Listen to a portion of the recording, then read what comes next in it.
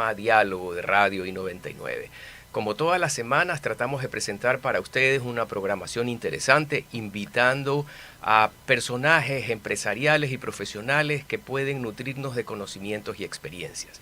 En esta ocasión tenemos el gusto y el honor de contar con la presencia de Caterina Costa de García, quien es públicamente conocida por su rol de presidente de la Cámara de Industrias, presidente a nivel nacional de la Confederación de Cámaras, por un liderazgo muy notorio, positivo y enriquecedor para la comunidad en todo ese aspecto empresarial, gremial. Sin embargo, hay otra faceta que conocemos algunos y que ella ha accedido muy amablemente a compartir, que es la de su ámbito profesional, empresarial, privado, y experiencias muy particulares que la llevaron a ella a liderar un grupo. Y bueno, ya nos contará ella mejor. Caterina, bienvenida, qué gusto contar contigo esta mañana.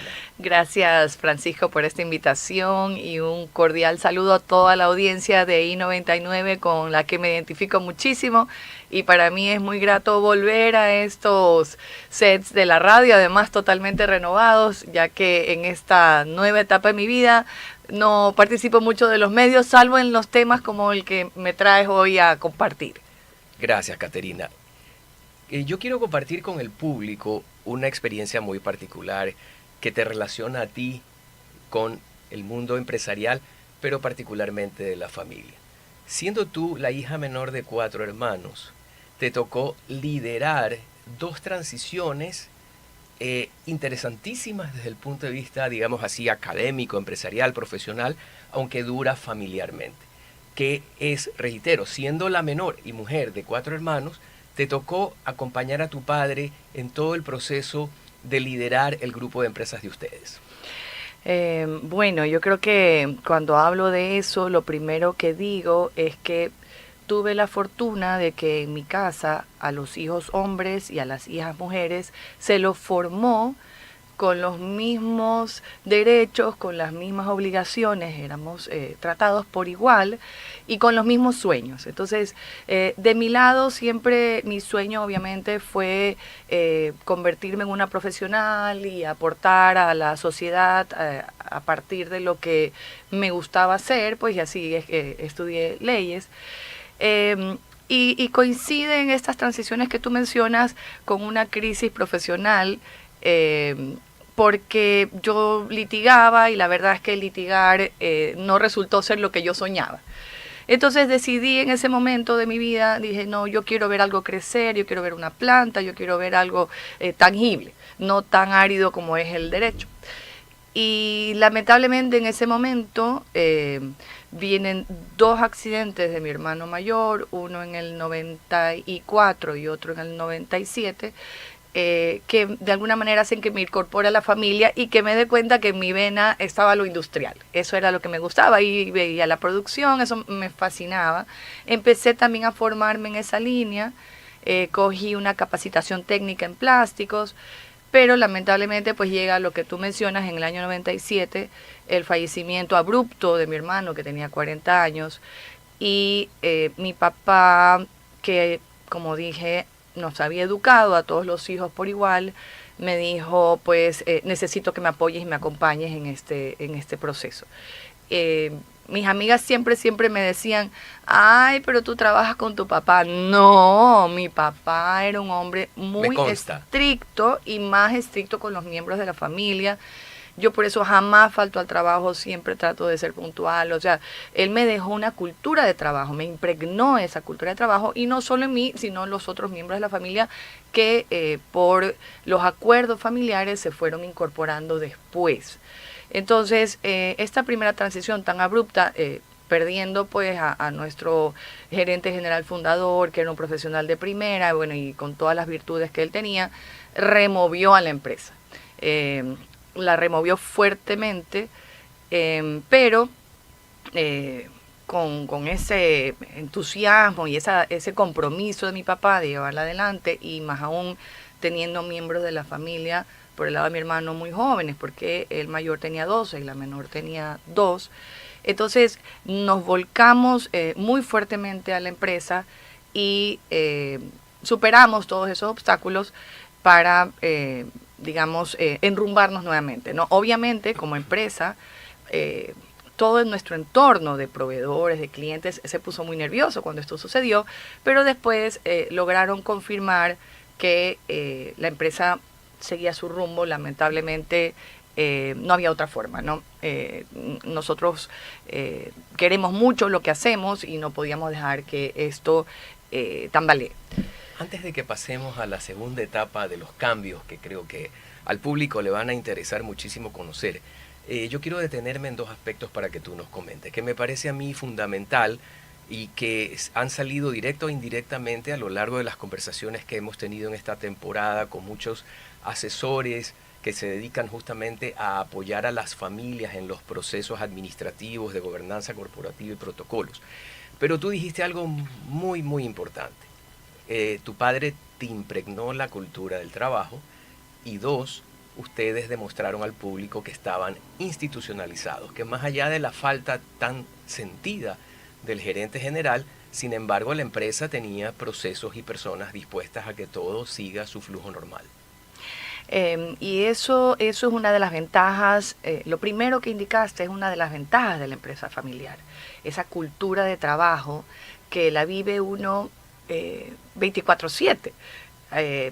A veces más, a veces menos, porque muchas veces uno habla del trabajo en la mesa donde uno come con la familia. Entonces, lo que sucede en la empresa, los hijos, los sobrinos, los hermanos están siempre escuchando y eso no solo es la cultura, como decía antes, de la puntualidad, de la responsabilidad, los valores, la lealtad, la honestidad, etcétera, ¿no? La empatía con el personal, etcétera, sino también lo que uno quiere hacia futuro como empresa, ¿no? ¿Por qué la razón de ser de la empresa? ¿Por qué uno está allí? Y entonces eso existía, pero hoy en día yo sí veo que las empresas familiares cada vez se están profesionalizando más. En esa época, estoy hablando año 97, no había, como ahora tú mencionas, ¿no? Un poco más adelante, principios del año 2000, 2004, 2005, ya venían profesionales del exterior, particularmente de España y de Argentina, hablarnos de cómo uno debe manejar esta empresa familiar para que las transiciones sean más suaves y para que los temas álgidos y delicados se traten de mejor manera, de tal forma que la empresa no sufra. En ese momento nos tocó un poco hacer camino al andar y logramos superarlo, pero si la empresa abraza estas políticas y estas buenas prácticas, esas transiciones son mucho más fáciles. Antes de llegar a la siguiente transición importante, tuvimos en el camino la incorporación de tercera generación. Entonces yo decía, yo quedé de sándwich porque yo soy la segunda. Entonces mi papá, que amaba trabajar y amaba su empresa, él siguió hasta el final ubicándose donde le correspondía. Y entró la tercera, que le llamábamos la sangre nueva, ¿no? Yo creo que ahora, no sé si antes habrá sido, pero cada generación trae unas características y por eso vemos la generación X, la Y, la Z, los millennials. Cada generación trae algo adentro que la hace muy particular y nos hace muy diferentes a unos de otros. Entonces, no era solo que estábamos estas tres generaciones juntas, sino cada uno con sus particularidades, pero a su vez cada uno con una cultura de trabajo y con una pasión por la empresa igual que habíamos heredado de esas conversaciones y de ese día a día que se daba en la familia. Tú referiste a algo también que no quiero que pase desapercibido, porque es fundamental cuando hablamos de fundadores, cuando hablamos de los padres de familia o el pater familia en el entendido de un rol mucho más relevante, tanto empresarial como familiar, que era el que tenía tu padre. Sin embargo, mencionaste que él, conforme pasaba el tiempo, sabía ubicarse donde le correspondía. Es así. Él, cuando fallece mi hermano, de pronto asume un rol más operativo, más directo, y él, por ejemplo, le encantaba la producción. Entonces, él era de esas personas que llegaba a la empresa, obviamente tenía que ser el primero en llegar y el último en irse, llegaba a la empresa y le fascinaba recorrer la planta, ver cómo estaba la producción, ver dónde estaban los problemas, ayudar a la solución, y a su vez escuchar y compartir con los trabajadores, ¿no? Con todos. Él se sabía el nombre de todo operador de la empresa y conocía sus problemas cuando era de ayudarlos. Estaba él siempre presente en lo que sea y lo que le sea posible. Entonces, eso, cuando entra la tercera generación y ya mis sobrinos, porque pues no son mis hijos, yo de acuerdo a lo que hemos definido en la empresa, ahorita estamos con el cupo de la familia. Entonces entraron los dos porque había el cupo, no entraron porque querían o tenían que entrar, sino entraron porque había el espacio.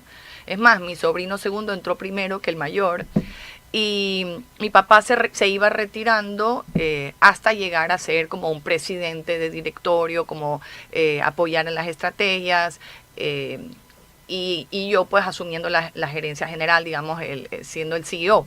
Sin embargo, también sucedió que cuando entré muy fuerte a la Cámara de Industrias, yo no tenía mucho tiempo. O sea, yo trataba de ir todos los días a la empresa, pero poco tiempo, ¿no?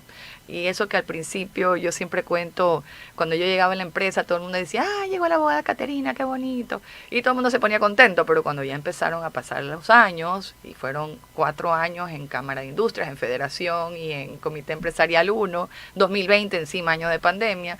Entonces cuando yo llegaba decían, es que la necesitamos, es que usted nunca está, es que que el otro. Entonces mi papá bajó a esa posición.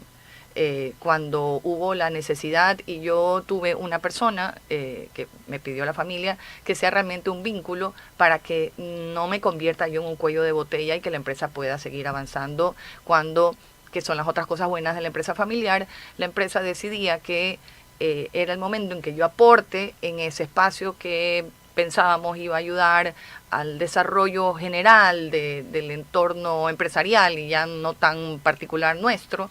Entonces la familia me da esa como licencia, pero a su vez se reacomoda para que la empresa siga adelante.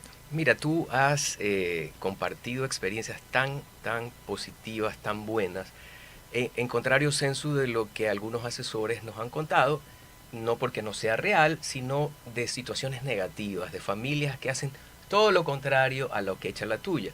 Y tú has, en un tono muy ameno, nos has contado de que la familia decidió generar cupos, no es porque querían, sino porque realmente se podía y cumplían los perfiles.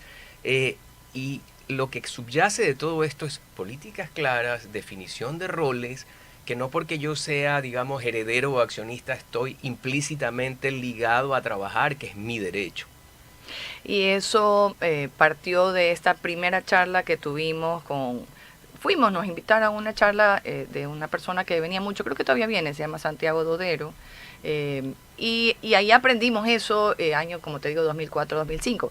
Sin embargo, nosotros sabíamos que nos faltaba un protocolo familiar para tener esto por escrito y saber exactamente cómo funciona. A mi sobrino Felipe, que hizo una maestría por el año 2008-2009, le pedimos que coja una especialidad específicamente en empresas familiares, ¿no? Porque tal vez nosotros lo que estamos en la empresa familiar entendemos, pero todo el resto de la familia no entiende que aquí hay 3 círculos que yo siempre menciono que se juntan, ¿no? Por un lado está la empresa, por otro lado está la familia y por otro lado están las personas.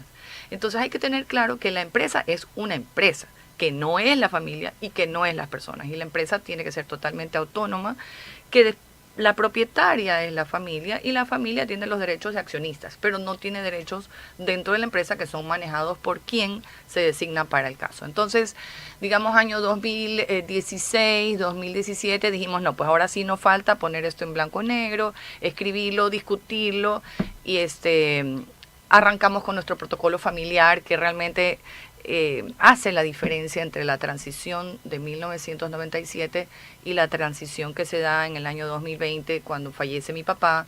Fue una transición mucho más fácil, ¿no? Realmente no hubo de nuestra parte algo que no estuviera claro, tanto de los que integramos la empresa, como los 3 que integramos la empresa, como del resto de la familia, y de todas estas partes relacionadas, proveedores, clientes, o sea, todo, lamentablemente, como todo fallecimiento es inesperado, no lo esperábamos, como dije antes, pero la transición fue mucho más fluida de la primera a la segunda, y desde entonces acá yo he seguido trabajando para que se dé una transición también suave de la segunda a la tercera. Y justamente, coméntanos de esa parte, porque fue un cambio abrupto, como tú bien dices, el fallecimiento de un ser querido no es necesariamente en la mayor parte de los casos esperado, sino se trata de una enfermedad larga, y eso te obligó a ti ahora a tomar el liderazgo de la familia a nivel empresarial. Sí, coincidió con mis últimos meses de la presidencia del Comité Empresarial, de la presidencia de la Cámara de Industria. Fueron meses muy, muy, muy duros para mí, porque pues tenía el dolor de la pérdida de mi padre, mi mamá con una enfermedad larga. Entonces, en la parte personal, me costó esos últimos 3 meses que fueron de mi vida gremial, pero yo digo, los caminos de Dios son perfectos, porque ya estábamos listos para mi salida de la presidencia de la Cámara de Industrias, y agarro entonces ya 2021. Inclusive habíamos trabajado con mi papá para salir de un ERP que teníamos antes y pasarnos al SAP. Arrancamos 1 de enero con el SAP. O sea, ya como que todo fluyó bien, y mi relación con la familia, con mis sobrinos, es extraordinaria. Yo amo, yo siempre les digo, a ver, yo amo mi equipo, y eso en todos lados donde he estado. Yo creo que uno a veces es como una pieza de un rompecabezas, pero el equipo es donde está el músculo, el cerebro. Uno tiene tal vez la cara, la voz, también obviamente la dirección, las estrategias, pero quien está haciendo la carpintería y moviéndose es el equipo. Entonces, yo confío absolutamente en ellos, y todo nuestro personal, nuestros colaboradores son de primera, muy profesionales. Entonces, ya viene un poco esa parte de la impronta que uno le da como persona a ese liderazgo, ¿no? El liderazgo de mi papá era tal vez muy marcado por su formación. Él era una persona ya mayor, murió de 80 años. Y yo en cambio sí soy un poco más social, más humana, ¿no? Hay cosas que a mí me importan mucho. Arrancamos ese año, como yo había estado tanto en la Cámara, arrancamos ese año con los desayunos para el personal. Entonces yo necesitaba reconectarme con toda la nómina, y empezamos a hacer desayunos una vez a la semana, mezclando también al equipo para que esté en ventas, con ingeniería, con calidad. Entonces, que también entre ellos se conozcan, conocer a sus familias, y entonces arranqué ese año con eso, para que todos sepan cuáles también eran nuestros planes como empresa. Hicimos un plan estratégico con el TEC de Monterrey, y volvimos después con otro plan con ellos. Entonces, la empresa está encaminada, todo el mundo está alineado, y seguimos haciendo lo que nos gusta. Eso es importante. Y yo no quiero que pase desapercibido, porque tras todo lo interesante que nos comentas, hay algo que subyace y que yo creo que posiblemente se está perdiendo. Y que quisiera que compartas, y te pido mucho que compartas tus experiencias personales, feliz, sí. Pero ¿crees tú que ese liderazgo, esa gestión empresaria, ejecutiva, al mando de una empresa, en esa conexión con el personal, con los que se llaman stakeholders, o son el círculo de tus proveedores, clientes, empleados, en muchas gestión de los CEOs o de los líderes de las empresas, ¿tú crees que se mantiene, no se está perdiendo, pese a toda la teoría que circula hasta en redes? Sin embargo, los que ya empezamos a pintar canas, vamos viendo que hay unas diferencias generacionales que, así como hay múltiples positivas, hay una suerte de quedarse en el nirvana súper técnico, pero no bajar a eso que comentaste que era tu padre. Irse último, llegar primero, estar con la gente, sintonizar con el personal. Yo creo que las formas modernas de administrar son así. son así y deben ser así, ¿no? Cuando se habla de la responsabilidad social empresarial, primero hablas de tu gente, de esa relación que tienes con tus equipos y hacia afuera, ¿no? Y ahora se habla del ESG, ¿no? De lo que es ambiente, lo que es la parte social y la parte de la buena gobernanza, ¿no? Yo tengo la fortuna de también tener un sombrero que me encanta, una empresa que amo, que es Holcim Ecuador. No es una empresa familiar. Bueno, perdón, sus dueños son originalmente dos hermanos. Bueno, su fundador dejó dos hijos y bueno, a pesar de que es una empresa de capital abierto, pues ellos todavía están muy involucrados con la empresa y se han ido mucho por lo social, también por eso de historia. En todo caso, allí también yo veo las formas modernas de administrar. Y la actual CEO de Holcim, Dolores Prado, ella tiene todos estos aspectos súper mapeados. Y ella, yo diría, es la primera motivadora y la primera en dar el ejemplo de cómo deben ser esas conexiones y esos planes para el desarrollo de la empresa de forma sostenible, porque lo que tú acabas de mencionar se relaciona para mí a la sostenibilidad de las empresas. Uno no puede descuidarse de todo esto que está en el entorno de la empresa. Mencioné una de estas cosas, el tema ambiente, por ejemplo. Uno no puede descuidarse del tema ambiente porque eso no le permitirá a la empresa ser sostenible en el tiempo. Y así vemos compañías maravillosas de empresas familiares, mucho en Europa, que tienen 100, 200, 300, 400 años. La semana pasada hubo una reunión el día sábado en Alemania de la familia von Buchwald, de la familia por el lado de mi mamá, y es una familia que allá en Alemania tiene 400 años y todavía sigue existiendo esto que funciona paralelo, porque hemos hablado mucho de liderar la empresa familiar, pero hay que liderar la empresa. Y ahí tienes el consejo de familia, que se habla mucho en la teoría, y nosotros lo tenemos incorporado en nuestro protocolo, porque es donde interactúa el resto de la familia en esta otra, o en otro círculo que te mencionaba, y que tienen que también conocer lo que sucede en la empresa, porque están sus intereses ahí, pero hay otras cosas que no son necesariamente de la empresa, que son de interés de la familia, y eso también toca liderar y manejar cuando van viniendo nuevas generaciones con su propia forma de ser, con sus propios intereses y lo más bonito, sus propios sueños. Qué bueno, Caterina. No sabes cómo te agradezco que hayas tenido esa apertura hoy, esta mañana, con nuestra audiencia, porque los que hemos seguido de cerca tu trayectoria pública, que es el caso de la audiencia sin duda, conocemos una faceta de líder gremial, de persona que estaba muy preocupada por la situación del país, el entorno productivo y social, siempre con intervenciones muy lúcidas. Y te agradezco nuevamente esta oportunidad que nos has dado de conocer esa otra faceta que yo tengo la aventura de conocerla, que es tu parte personal, profesional mucho. Y como lideresa empresarial. Y esta es una historia muy interesante porque a lo largo de toda esta temporada nuestra de segmento financiero, alguna gente puede decir que tal vez hemos sido tétricos en dar muchos ejemplos de lo que no se debe ser. Y yo por eso quería que compartas lo tuyo, porque es justamente una aplicación de cómo efectivamente, si uno tiene claro el norte de la empresa, lo que tú hablas ya en términos más modernos de la sostenibilidad, si como familia empresaria uno tiene claro el rol a futuro que le corresponde a la empresa, el papel que juega la familia y cuál es, por el otro lado, la función que desempeñan quienes van a trabajar en la empresa, que no necesariamente son de la familia, yo creo que eso justamente, y reitero, es lo que permite la sostenibilidad y más importante que los sueños se cumplan. Gracias, Caterina. Sí, solo quería cerrar diciendo que no es fácil.